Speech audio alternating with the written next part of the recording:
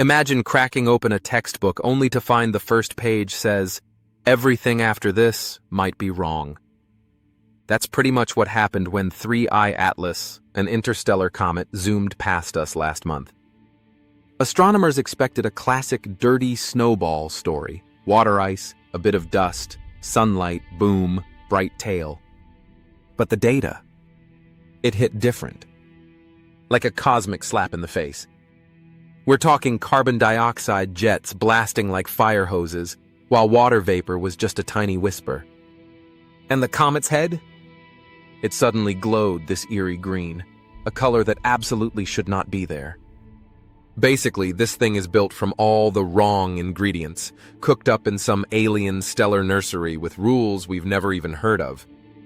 Today, we're diving deep into how this one crazy fast space iceberg is making entire research groups throw out their textbooks and start from scratch. So, how wrong are we talking here?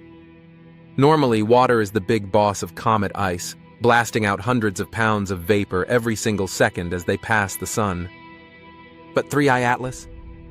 It's barely hitting 10 pounds of water vapor per second. Meanwhile, its carbon dioxide output is over 154 pounds per second. That's not just a rounding error, folks. That's a cosmic typo. Every single model says that ratio should be flipped.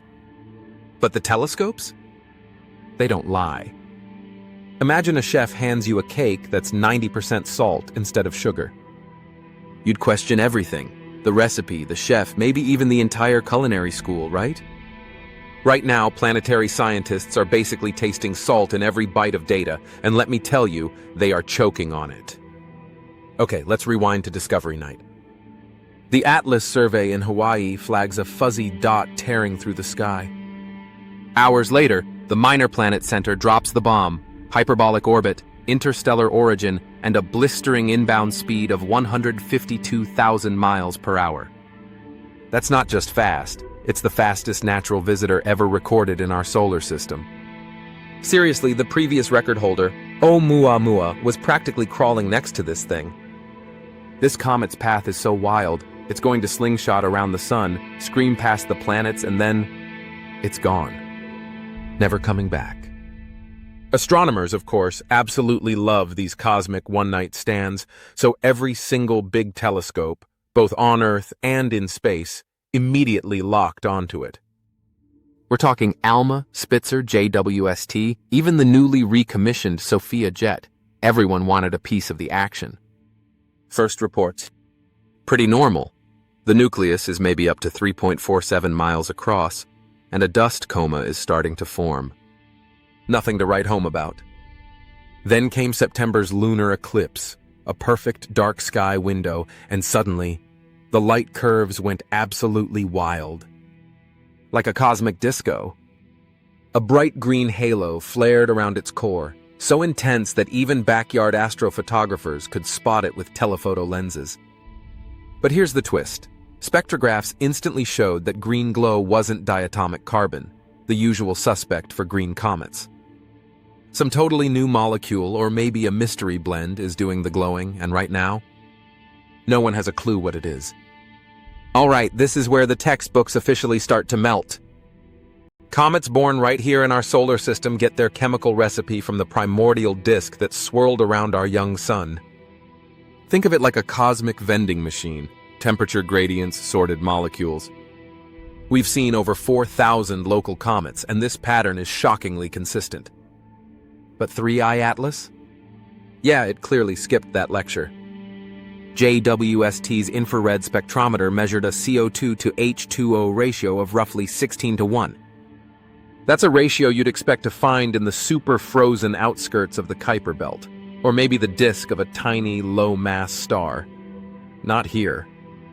Astrochemists, pulling all-nighters, crunched the numbers.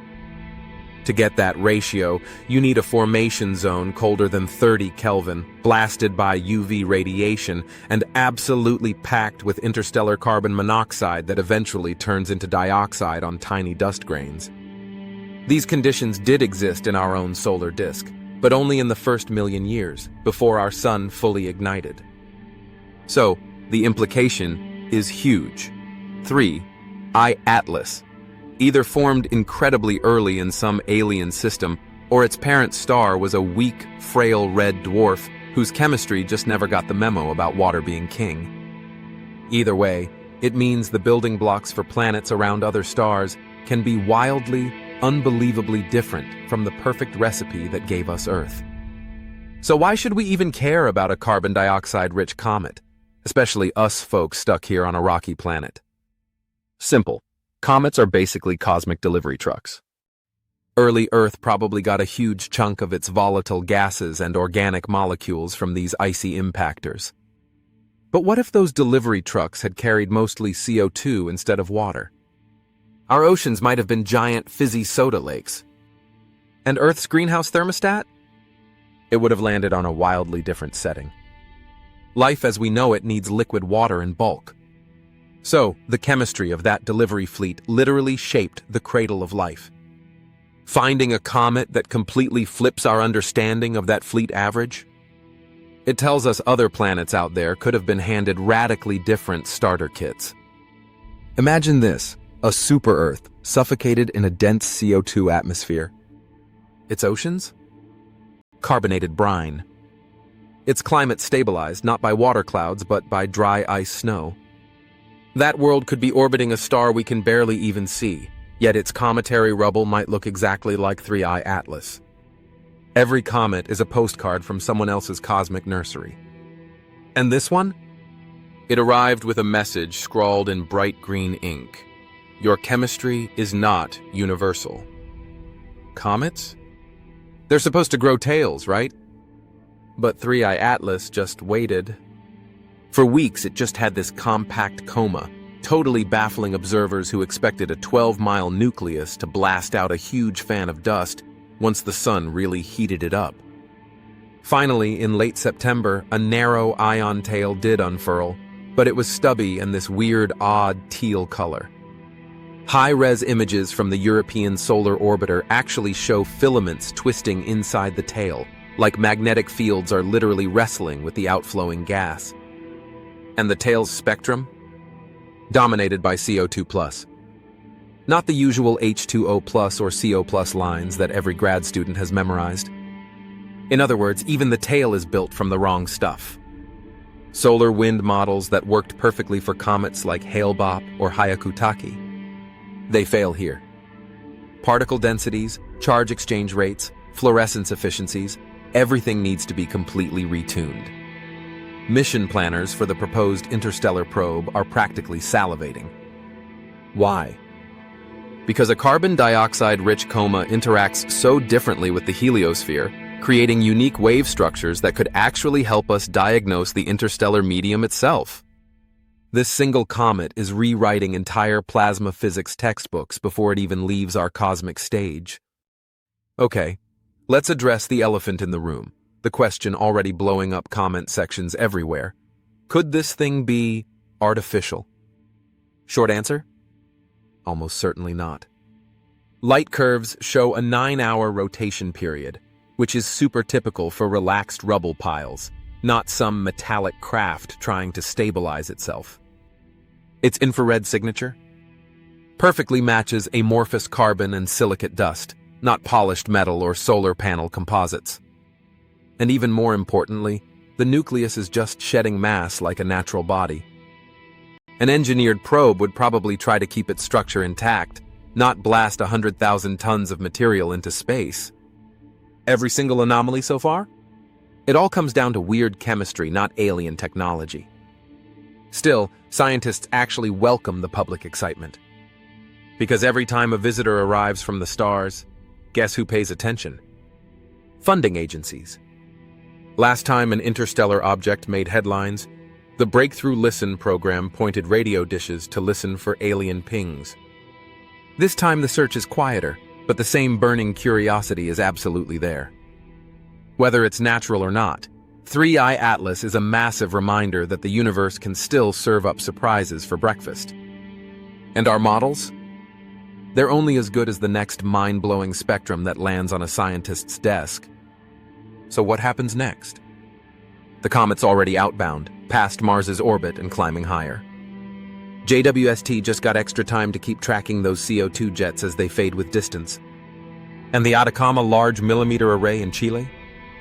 It's going to hunt for rare isotopologues, basically chemical fingerprints, that could pinpoint this comet's stellar home.